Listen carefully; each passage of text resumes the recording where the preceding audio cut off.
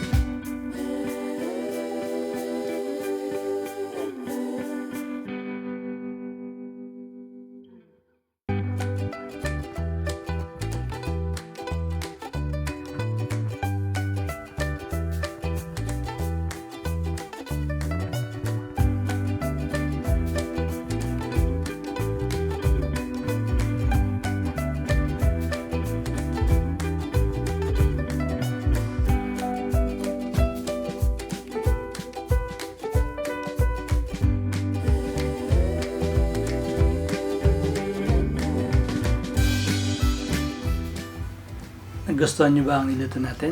Kung nagustuhan ninyo ang niluto natin, huwag nyo kalimutang i-like, i-share nyo ang video na ito. At kung meron kayong suggestion or any comment na gusto nyong ipaluto sa akin sa sunod nating video, huwag nyo kalimutang mag-comment below. Thank you for watching and kita-kits sa sunod nating video.